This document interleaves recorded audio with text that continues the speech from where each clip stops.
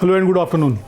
आज हम लोग जो है स्कैफोल्डिंग की ट्रेनिंग करने जा रहे हैं। स्कैफोल्डिंग एक हमारी सीरीज़ भी चल रही है पूरा कोर्स, और उसमें आज हमने इसको थोड़ा समराइज़ करके, क्योंकि कल हमको प्रैक्टिकल करना है, स्कैफोल्डिंग इरेक्ट भी करना है, स्कैफोल्डिंग डिसमेंटल भी करना है, तो इसलिए आज हम कुछ बेसिक चीज़ जानेंगे। 1 घंटे का सेशन होगा, 1 से सवा घंटे के आसपास का। अगर ज़रूरत पड़ेगी तो शायद आधा घंटा और बढ़ जाए। तो इसमें हम 3 पार्ट्स में हम डिवाइड करना चाह रहे हैं। पहले तो मैं स्कैफोल्डिंग की जो कुछ स्लाइड्स हैं उसको दिखाऊंगा आपको, तो एक क्विक रिवीजन होगा, वो जल्दी उसमें उसको डिटेल में नहीं जाना है।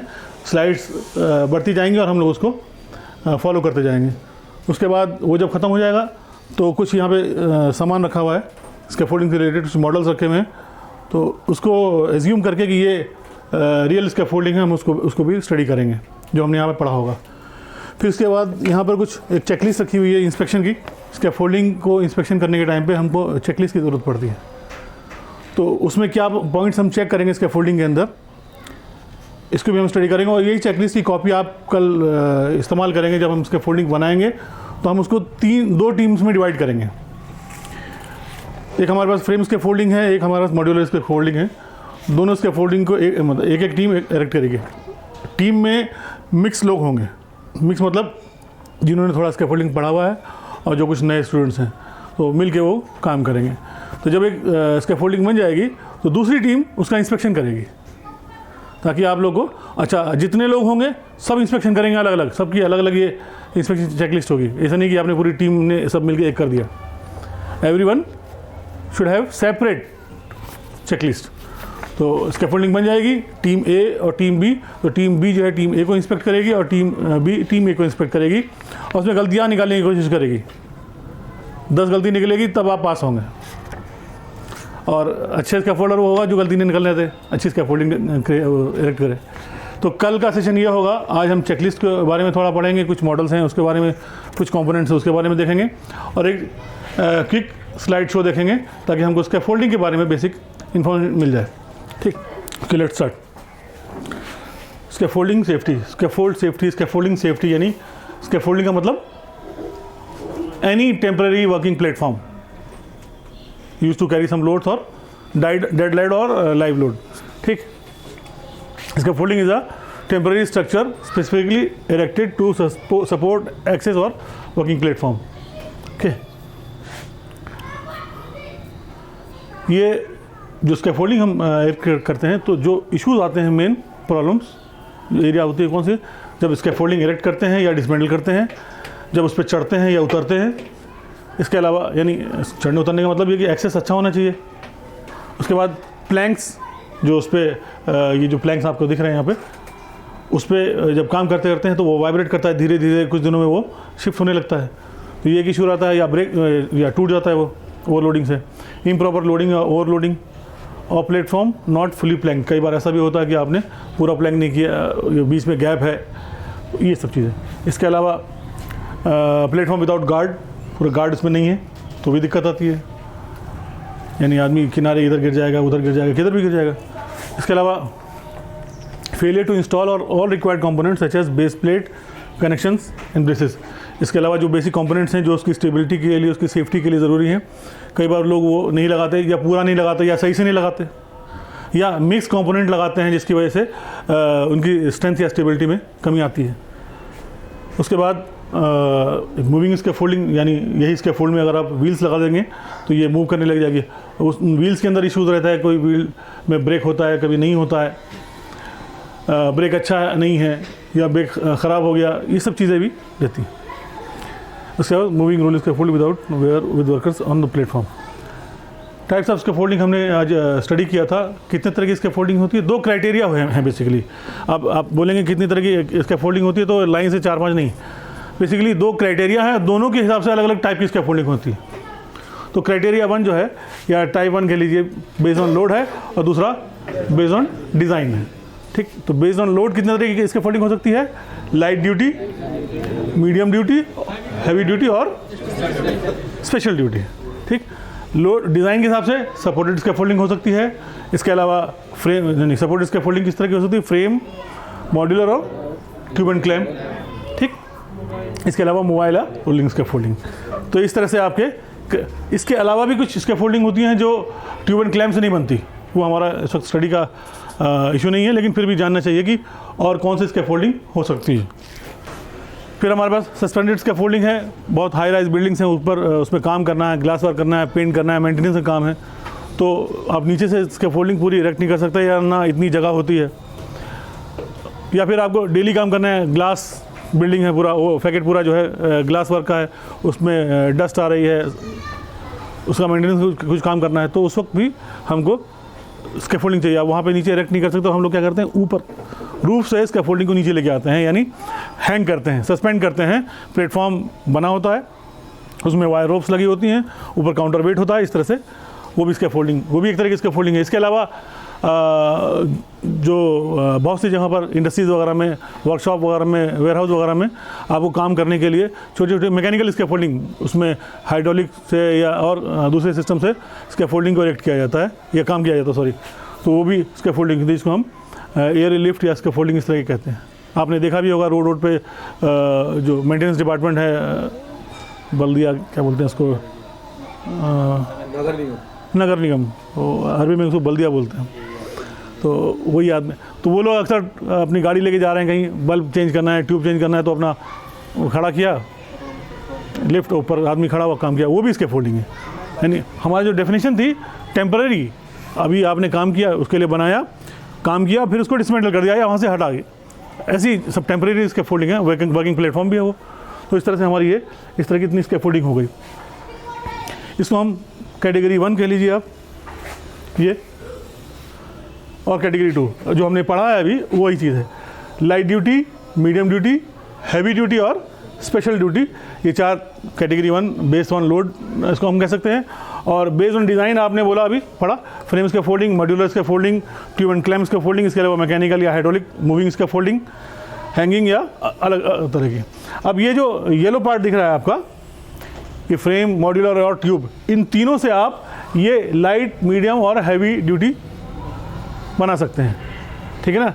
Light duty, medium duty, heavy duty, ये सब की सब स्कैफोल्डिंग आप इन तीनों से बना सकते हैं। फ्रेम से भी आप लाइट ड्यूटी बना सकते हैं, फ्रेम से आप मीडियम ड्यूटी बना सकते हैं, फ्रेम से आप हैवी ड्यूटी बना सकते हैं, इसी तरह ट्यूब एंड क्लैम्प इन सब से भी बना सकते हैं, ठीक। ये सारी ओके, चूँकि ये हम लोग पढ़ चुके हैं इसलिए जल्दी रिवीजन कर रहे हैं। ये लाइट ड्यूटी है, जैसे आपने, ये एक छोटा सा फोटो है समझने के लिए, ये 4 लेग्स पे 4 पोस्ट के ऊपर एक वर्किंग प्लेटफॉर्म है, तो इसमें आप की एक लिमिटेड कैपेसिटी है उसको होल्ड करने की लोड के। अब इसी में आप सपोर्ट बढ़ा दीजिए आप, जैसे यहाँ पर पहले ये सपोर्ट था, ये सपोर्ट था, अभी बीच में 2 सपोर्ट और भी आ गए, तो अब इसकी कैपेसिटी लोड बियरिंग बढ़ जाएगी। ऐसे में इसको हम मीडियम ड्यूटी कह सकते हैं। अब वो कितना मीडियम ड्यूटी, उसके क्राइटेरिया क्या है वो हम पहले पढ़ चुके हैं। ये 20 LBS या 25 पाउंड्स, या अगर उसको अब इंडियन उसमें किलोग्राम में बोलेंगे तो 12 किलोग्राम पर स्क्वायर फुट।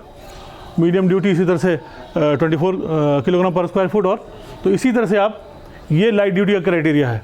अब ये जो स्कैफोल्डिंग हमने देखा है, अगर ये लाइट ड्यूटी होगी तो इसका मतलब पर स्क्वायर फुट, अगर जितने भी इसको हम डिवाइड करते हैं total square foot multiplied by 12 kg, तो उतनी ये लोड बेरिंग कैपेसिटी होगी। इसी तरह से मीडियम ड्यूटी की भी होगी, और इसी तरह से हैवी ड्यूटी, ये इसका एग्जांपल है हैवी ड्यूटी स्कैफोल्डिंग का, फोटोज़ भी देख सकते हैं। उसके अलावा ये स्पेशल पर्पस, आपने कभी ब्रिज बनता हुआ देखा हो तो अलग से पूरी स्टील का पूरा एक मैश बनाते हैं, पूरा सपोर्ट, गार्टर और लीडर सब लगाकर पूरा उसको लोड के हिसाब से। तो वो कौन डिज़ाइन करता है? वो जो मैकेनिकल इंजीनियर होते हैं या स्कैफोल्डिंग इंजीनियर हैं या स्पेशलाइज जो इसमें कॉम्पिटेंट लोग होते हैं, वो इसको डिज़ाइन करते हैं। ये सब चीज़ें तो हम लोग देख सकते हैं, हम लोग इसको इंस्पेक्ट भी कर सकते हैं, करते भी हैं, क्योंकि इसके अंदर बहुत ज़्यादा क्वालिफिकेशन की ज़रूरत नहीं है। हम लोग थोड़ी सी स्टडी करने के बाद इसकी स्पेशल क्वालिफिकेशन के बाद हम कर सकते हैं, लेकिन इसके लिए we are not qualified. Inspection करना भी ये उन्हीं का काम है। इसका इंस्पेक्शन हम कर सकते हैं, बेसिक क्राइटेरिया हमको मालूम है कि इंस्पेक्शन में क्या क्या चीज़ों को चेक करना है, तो इसका इंस्पेक्शन हो सकता है। ठीक, क्राइटेरिया जो 2 है ये आपकी बेस्ड ऑन डिज़ाइन था ना, जिसमें फ्रेम इसके फोल्डिंग है और मॉड्यूलर है, ट्यूब एंड क्लैम्प है, रोलिंग। ये फ्रेम उसके फोल्डिंग का एग्जांपल है, फोटो देख सकते हैं आप। ये मॉड्यूलर इसका फोल्डिंग, ये फिर ट्यूब एंड क्लैम्प्स का स्कैफोल्डिंग, और ये उन्हीं चीज़ों में से किसी में आप, जैसे यहाँ पे फ्रेम में आपने व्हील लगा दिया तो ये रोलिंग स्कैफोल्डिंग या मूविंग स्कैफोल्डिंग बन गई। इसके अलावा क्या बोलते हैं, ये इंडिपेंडेंट स्कैफोल्डिंग खड़ी है, सपोर्ट दूसरे से सपोर्ट लिया हुआ है, ये आपके मैकेनिकल, इसको क्या बोलते हैं आपको मालूम है? सीजर लिफ्ट, ठीक, ये सब मैकेनिकल स्कैफोल्डिंग है। उसके बाद ये हैंगिंग स्कैफोल्डिंग, यहाँ पे आप काम करना है तो ऊपर से हैंग किया हुआ है यहाँ पर और आदमी खड़ा हुआ काम कर रहा है। उसके बाद ये और अलग टाइप की, जैसे बैम्बू की स्कैफोल्डिंग बना रखी है। बैम्बू स्कैफोल्डिंग देखी कि नहीं आपने? हर गांव में इंडिया में तो बहुत है, तो ये सब भी स्कैफोल्डिंग्स हैं, ठीक। टाइप्स ऑफ स्कैफोल्डिंग हम लोग पढ़ ही चुके हैं, यानी ये 12 kg है, 24 kg है, या 75, इसको कर लीजिए आप 37-36 kg। ये सब जो पाउंड्स का ये जो डेफिनेशन है, ये सब ओशा बेस्ड है। मतलब हर कंट्री का अलग अलग लॉ हो सकता है, अलग अलग उसका क्राइटेरिया हो सकता है।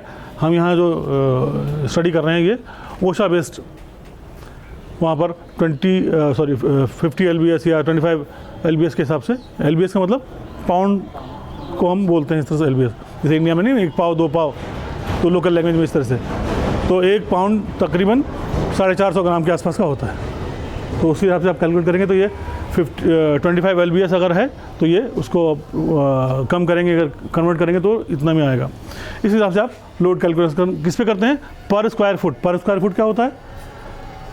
ये स्क्वायर है नहीं, तो 1 और 1 स्क्वायर फुट हो गया, ठीक। इसके बाद ये फिर एक स्क्वायर फुट जुड़ गया, ऐसे ही आप जोड़ते चले जाइए। ये टोटल कितना हो गया? 4 स्क्वायर फीट हो गया, ठीक। इसी तरह से आप बढ़ाते चले जाइए। आप जितना भी स्पैन हो आपका वर्किंग प्लेटफॉर्म का, उसको स्क्वायर फुट से आप में कन्वर्ट करके, और फिर अगर उसको लाइट ड्यूटी करना हो तो लाइट ड्यूटी में कितना होता है? 12 kg पर स्क्वायर फीट। तो 12 kg वेट इसमें डाल सकते हैं, 12 इसमें, इस तरह से टोटल अगर ये 6 स्क्वायर फीट है तो 12 6 72, यार कितना सिंपल। तो ठीक इस तरह से ये स्कैफोल्डिंग के पार्ट्स हैं। नॉर्मली ये फ्रेम स्कैफोल्डिंग, एक ये पार्ट है कि ये पार्ट है, इसको बनाकर ऐसे बना देते हैं हम।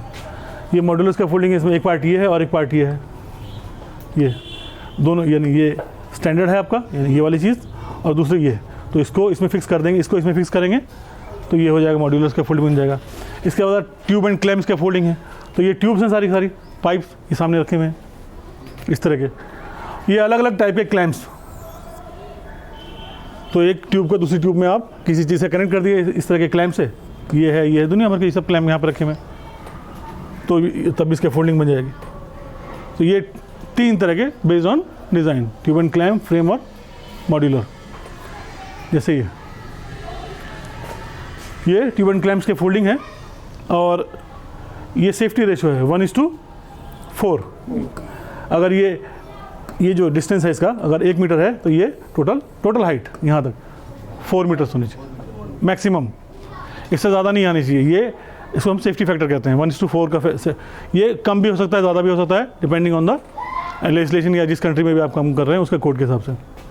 ओके, तो जैसे ये अगर ये 5 फुट है तो मैक्सिमम हाइट कितनी जा सकती है इसकी? 20 फुट। ओके, अब स्कैफोल्डिंग बना रहे हैं जब, तो स्कैफोल्डिंग की हाइट बढ़ती जाती है। अगर आपको जैसे सामने बिल्डिंग है आपके, इसमें आपको पेंटिंग करनी है या मेंटेनेंस का कुछ काम करना है, तो स्कैफोल्डिंग जब बनाना शुरू करेंगे तो आप नीचे से ऊपर तक, ये स्कैफोल्डिंग है आपकी और ये बिल्डिंग है, तो इस पूरी बिल्डिंग पे स्कैफोल्डिंग बढ़ती चली जाएगी। अब एक लेवल पे आने के बाद, चूँकि सेफ्टी फैक्टर हमने कितना पढ़ा था 1:4, उसके बाद 1:4 पे अगर है तो वो इंडिपेंडेंट खड़ी हो जाएगी। उसके ऊपर अगर जाएगा तो फिर मुश्किल आ जाएगी। जैसे कि ये स्कैफोल्डिंग देख लेते हैं। स्कैफोल्डिंग ये आपकी कितनी विड्थ है, मिनिमम विड्थ जो भी होगी इसकी, ये चाहिए उसका 4 टाइम्स इसकी हाइट जाएगी। तो अगर ये टोटल हाइट यहाँ से देखना शुरू करेंगे तो यहाँ इसके ऊपर नहीं जा सकते। तो ये अगर एक्सटेंशन चूँकि ज़रूरत पड़ती है, काम है तो आपको, ये तो है नहीं कि हम करेंगे नहीं अब, तो आप इसको एक्सटेंड करते हैं। जब एक्सटेंड करते हैं तो आप इसकी स्टेबिलिटी क्वेश्चनेबल हो जाती है कि अब ये स्टेबल नहीं है, उस सूरत में उसको क्या करते हैं, आप अलग से कुछ सपोर्ट लगाते हैं। या तो आप किसी स्ट्रक्चर से उसको टाई कर दीजिए, ये बिल्डिंग है उसमें आप अंदर छेद करके उसको बांध दीजिए हर जगह से, तो ये गिरेगी नहीं। या फिर आप कुछ ना कुछ सपोर्ट लगाइए ना, अलग से एक स्ट्रक्चर खड़ा कर दीजिए सामने, या इसको हम कहते हैं आउटरिगर, ये लगा दीजिए।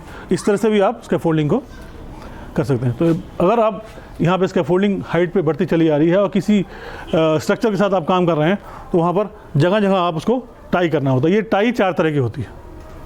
कौन कौन सी? जी, types of tie, through tie, reveal tie. अब ये थ्रू टाई का मतलब बिल्डिंग के अंदर कोई जगह है, आपने उसके अंदर डाल दिया और वहाँ पर उसको कहीं फंसा दिया ताकि अब ये गिरे नहीं, तो थ्रू द बिल्डिंग। तो ये पॉजिटिव टाई कहते हैं इसको। पॉजिटिव का मतलब ये ज़्यादा अच्छी मानी जाती है नहीं, ये पॉजिटिव टाई है पूरी। दूसरा आपके रिवील टाई है, अभी हम इसको फोटोज़ भी देखेंगे।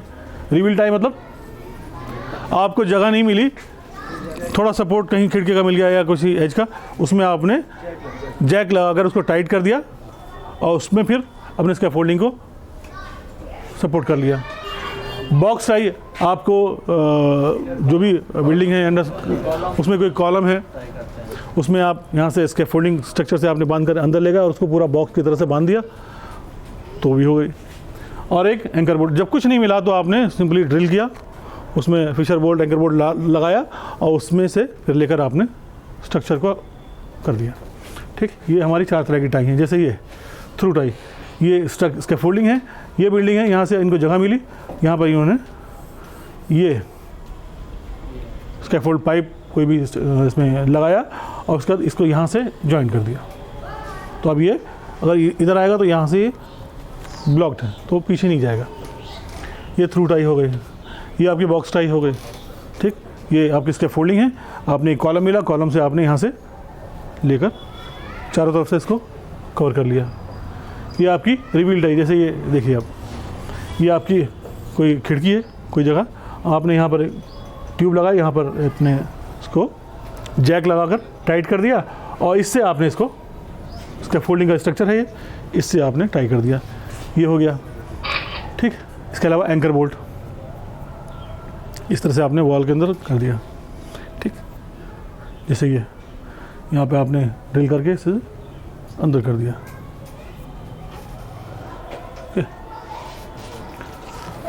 अब ये स्कैफोल्ड का जो रेशो, सेफ्टी रेशो, एक तो आपके पास कोई वॉल मिल गई कोई, उसमें आपने तरह तरह की टाई कर दिए। कुछ नहीं मिला तो क्या करेंगे फिर आप, फिर इसको सपोर्ट करेंगे अलग जगह से, जहाँ जहाँ पॉसिबल है, ताकि ये इसकी स्टेबिलिटी बनी रहे। जैसे इसमें हमने चारों, चूँकि इसका सेफ्टी रेशो 1:4 से एक्सीड कर रहा है, अब हमने इसको आउटरिगर सपोर्ट दे दिया ताकि किधर किसी भी साइड में गिरे नहीं। अब वो जो बेस यहाँ था पहले, अब वो बेस चौड़ा हो गया, तो अब इसका यानी यहाँ से यहाँ तक इसका 4 टाइम्स तकरीबन यहाँ चला आएगा वो, तो यानी अभी ये स्टेबल है ना, क्योंकि अभी आपके पास जो मिनिमम बेस है वो चेंज हो गया। पहले मिनिमम बेस ये था, अब ये है। तो किसी भी तरह का आपको सपोर्ट देना ताकि उसकी स्टेबिलिटी बनी रहे, कहीं गिरे नहीं। प्लैंकिंग्स, प्लैंकिंग मतलब आप ये इसके ऊपर जो जिस पे खड़े होते हैं प्लैंक्स, ये प्लेटफॉर्म, ये इसको प्लैंक्स कहते हैं। ठीक, इसके साथ बहुत सारे इश्यूज हैं। प्लैंक्स नॉर्मली लकड़ी के होते हैं, तो लकड़ी कोई लोग उसमें कील ठोकता है, कोई कभी जल जाता है, कभी इसमें कोई एसिड गिर जाए, कहीं से कट जाए, पुराना हो गया, बारिश हो गई, वो फट गया आपस, कहीं रखा था वहाँ पे कीड़े लग गए, कुछ सड़ गया, कुछ ऐसा, बहुत सारे इश्यूज़ हैं। तो प्लैंक है तो काम की चीज़, लेकिन किसी भी वजह से इसके अंदर कमी आ सकती है। तो स्कैफोल्डिंग प्लैंक के कुछ क्राइटेरिया हैं, वो भी आपको मालूम होना चाहिए कि प्लेटफॉर्म, चूँकि आदमी को उसी पे खड़ा होना है, अगर वो अच्छी क्वालिटी का नहीं होगा तो वो टूट जाएगा, आदमी गिर सकता है, मर जाएगा।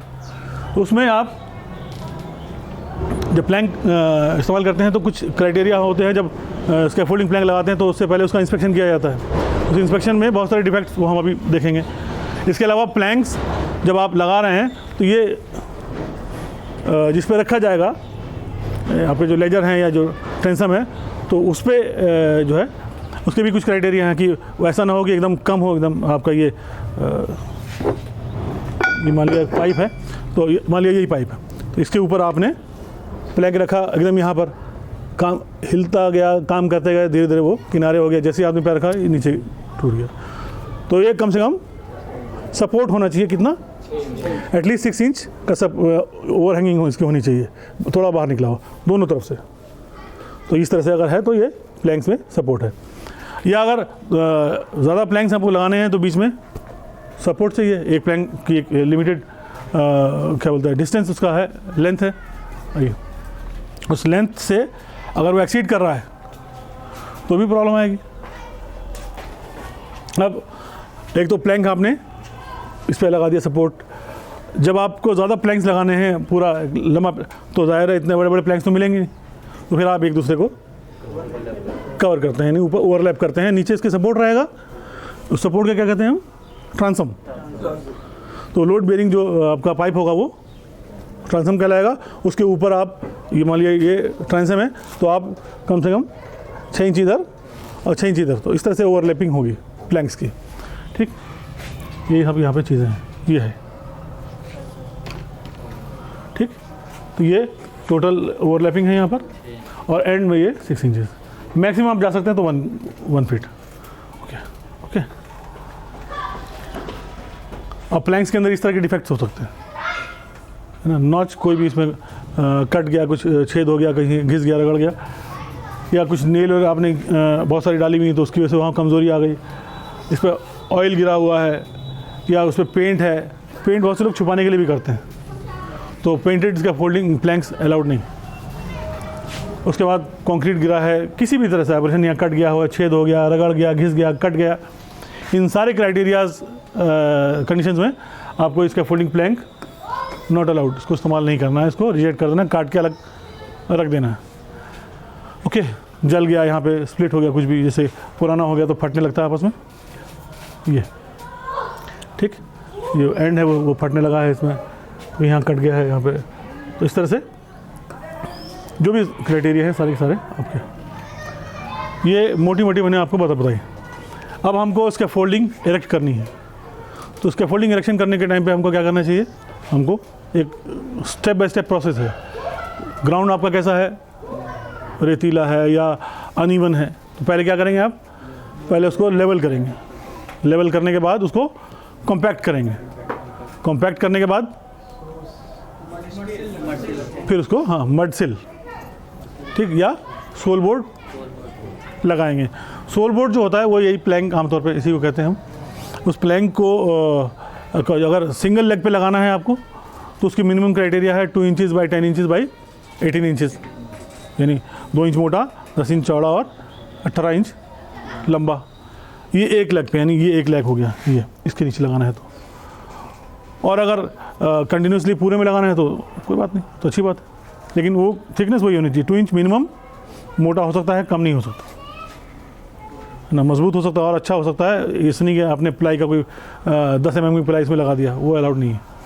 तो मिनिमम ये 2 इंचेस और कम से कम 10 इंच चौड़ा होना चाहिए और 18 इंच कम से कम लंबा होना चाहिए, और अगर उससे लंबा होगा तो अच्छी बात है, कोई बात नहीं। ओके, तो पहले लेवल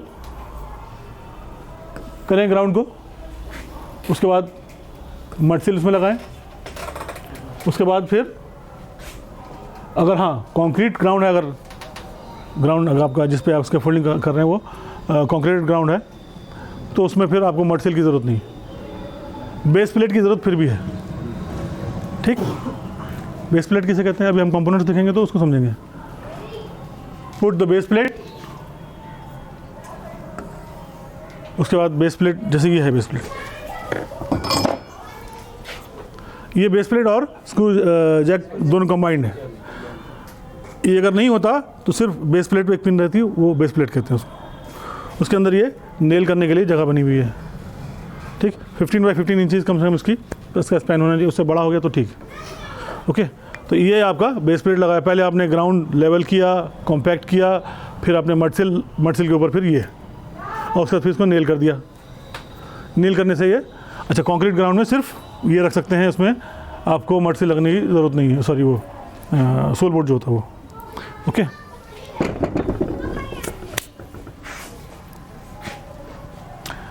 फिर आपने fix screw jack on the base plate, अगर चूँकि इसमें पहले से लगा हुआ है तो आपका दोनों काम कंबाइंड हो गया।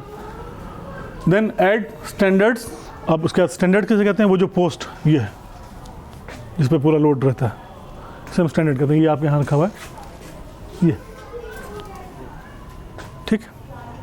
उसके बाद स्टैंडर्ड लगाया आपने, पहले 4 स्टैंडर्ड खड़े किए।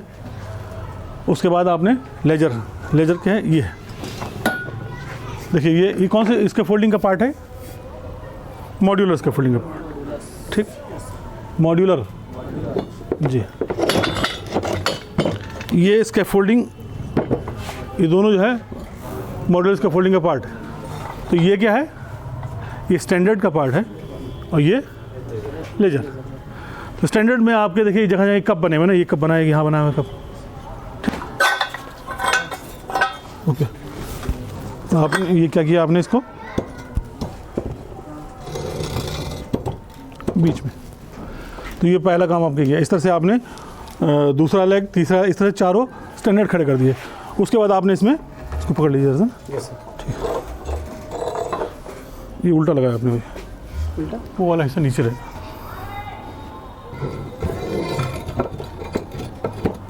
ठीक। अब इस पे इसको पकड़ के रखिए। इसमें आपका ये सब, इसको क्या कहते हैं, ये नोट्स हैं। ये कई तरह के हो सकते हैं, कप है, किसी में वेजेस बने हो सकते हैं, ग्रूव्स बने हो सकते हैं। इसमें आप इसे डालेंगे और उसके बाद फिर ये जो लॉक है टाइट है,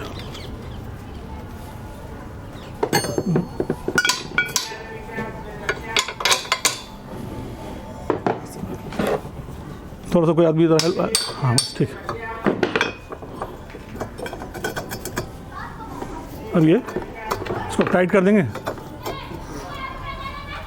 तो ये अब ऐसे करके चारों लग, पहला काम आपका ये करना है, इसको हटा दीजिए। ये आपने स्टैंडर्ड लगा दिए और फिर लेजर लगा दिया। ये आपका पहला बेसिक लेवल काम हो गया। अब इसके बाद फिर जैसे आपने यहाँ पे बोलिए, अब इसके फोल्डिंग ये है, इतना काम कर दिया आपने। उसके बाद फिर यहाँ पे इस तरह से फिक्स कर दिया, जैसे आपने यहाँ पे लेजर लगाया है, फिर यहाँ लगाएंगे तो ये स्ट्रक्चर खड़ा हो जाएगा, अब सेल्फ स्टैंडिंग हो जाएगा। अब इसके बाद जब ये आप काम कर लेंगे, add another standard ledger and another set of ledger and transom, adjust the level. अब उसके बाद आप देखेंगे जब स्ट्रक्चर खड़ा हो गया कि ये लेवल है कि नहीं, कहीं इधर उधर तो नहीं जा रहा है। तो आपके पास ये वाटर लेवल है, इसको उसमें लगा देंगे और देखेंगे कि भाई ये वाटर लेवल जो है यहाँ पे ये बराबर प्लम होना चाहिए, एकदम सीधा होना चाहिए, सारे स्टैंडर्ड्स। तो उसके लिए आप इस जो स्क्रू जैक है इसको इस हिसाब से आप एडजस्ट कर सकते हैं। कोई भी लेग आपका ऊपर नीचे हो सकता है। तो जब ये एकदम लेवल पे आएगा तब आपको पहला काम हो गया, यानी पहला टायर आपने कर लिया, ठीक। ऐड प्लैंक, उसके बाद फिर जब वो पूरा लेग बन गया तो आपने ऊपर से प्लैंक रखे, प्लैंक रखने के बाद उसको टाई कर दिया। फिर आपने एक्सेस बनाया। एक्सेस बनाते अभी ऊपर चढ़े नहीं, सब काम ज़मीन से हो रहा है। उसके बाद आप क्या करेंगे, इसका फोल्ड टैग ये लगाएंगे जिसमें लिखा हुआ है डेंजर डू नॉट यूज़, यानी जब भी इसका फोल्डिंग शुरू करेंगे तो पहले आप जब ये लेजर आपने लगाया उसमें ये लगा देंगे, इसमें लिखा है danger do not use incomplete इसका फोल्डिंग। ये इंडिकेटर है कि इसका फोल्डिंग अभी इसमें बहुत डिफेक्ट है, अभी बना नहीं है, इंस्पेक्ट नहीं हुआ, कुछ भी नहीं हुआ है, तो कोई भी आदमी इसको इस्तेमाल नहीं करे, ठीक। स्पेशल इसके फोल्डर के अलावा कोई इसको टच ना करे। इसके फोल्डिंग जो बनाना है उसको वही काम करेगा। ये दूसरा टैग जो है ये इसलिए होता है कि जब इसका फोल्डिंग पूरी बन गई, जो भी आपकी डिज़ाइन है, जो भी इसका फोल्डिंग बनने के बाद जो इसका फोल्डिंग इंस्पेक्टर होता है उसको पूरा को चेक करता है इसका फोल्डिंग को एज़ पर स्टैंडर्ड, और जब सेटिस्फाई हो जाता है तो फिर वो इसको फिल करता है। येलो साइड है इसका और एक ग्रीन साइड। इसमें location, reference number, requested bye किसने बोला, ठीक। उसके बाद ये सारी चीज़ किसने बनाया, कब बनाया, कौन सा। अब उसका फोल्डिंग जो बनाते हैं तो आप उसको उसमें नंबरिंग करते हैं। इस तरह के 2 कार्ड्स होते हैं नॉर्मली। और इसमें देखिए इसमें एक कार्ड और ये 2 कार्ड्स हैं, दोनों में डिफरेंस है। ये 1 टाइम यूज़ है, इसको 10 बार इस्तेमाल कर सकते हैं। तो कौन सा अच्छा है, ये वाला, ये नहीं, ये अच्छा। ये इसका सेफ्टी फीचर क्या है, ये पाउडर कोटेड है, इसमें आप थिनर लगाएंगे साफ़ हो जाएगा दोबारा। तो इसका मतलब इससे चीटिंग हो सकती है, इससे चीटिंग नहीं होगी। इसमें आपने एक बार लिख दिया मार्कर से फिर मिटाएंगे तो वो मिट जाएगा, पता लग जाएगा इसने इसको कुछ गड़बड़ करने की कोशिश की है। तो ये वन टाइम यूज़ वाला चाहिए। इस तरह के 2 कार्ड्स होते हैं। एक कार्ड की डिटेल आपने जो भी इसमें लिखा हुआ है उसको भरेंगे आप कि किसने बनाया, कब बनाया, डेट, किस पर्पज़ के लिए है, लाइट ड्यूटी या मीडियम ड्यूटी, सब इसमें लिखा हुआ है। या कोई स्पेशल रिमार्क्स लिखना है वो भी इसमें लिखा हुआ है। उसके बाद इसी तरह का एक दूसरा कार्ड भी फिर आप फिल करते हैं। फिल करने के बाद इसको उसमें लगाकर इसका फोल्डिंग में लगा देते हैं। अब आप सेटिस्फाइड हैं। ये कार्ड दूसरा जो उसका पार्ट है सेम जो भरा हुआ है आपने, उसका नंबर रेफरेंस वो आपके ऑफिस में रहेगा। आपकी इसके फोल्ड डायरी रहेगी या जो भी वहाँ पे आपका लोकेशन होगी वहाँ पे रखे रहेंगे कि कहीं कोई किसी ने गड़बड़ कर यहाँ से उठाकर कहीं और लगा दिया तो आपको मालूम है कि ये फला टैग नंबर ये इसके फोल्डिंग का है, इसके फोल्डिंग का नंबर होगा। इस पूरी एक उसको ब्लू डायरी कहते हैं आप, या आप अपनी इसका फोल्डिंग डायरी कह लीजिए। तो इस तरह के 50 के फोल्डिंग आपके हैं, सबकी लोकेशन, सबका नंबर होगा, सबके साथ ये कार्ड लगा होगा। ये कार्ड 1 हफ्ते के लिए वैलिड होता है। 1 हफ्ते के अंदर आपको फिर से उसको वेरीफाई, इंस्पेक्टर फिर पूरा चेक करेगा और उसको यहाँ पर उसको नोट करेगा, जाएगा, इंस्पेक्शन करेगा और फिर वो यहाँ पर डेट, टाइम और साइन करके चलाएगा। इस तरह से इसको आगे बढ़ता चलाएगा वीक बाय वीक। अब इस दौरान अगर बारिश आ गई, आंधी आ गई, कोई और कुछ और मसला, कोई गाड़ी से टकरा गई, इसका फोल्डिंग से कुछ भी ऐसा हो गया तो अब ये कार्ड इमीडिएटली इनवैलिड हो जाएगा। उसके फोल्डिंग में फिर वो रेड टैग हो जाएगा, डू नॉट डिस्कवर। अब फिर से कॉम्पिटेंट पर्सन आके उसको पूरा चेक करेगा, ऑथराइज करेगा, तभी आप इस्तेमाल करें।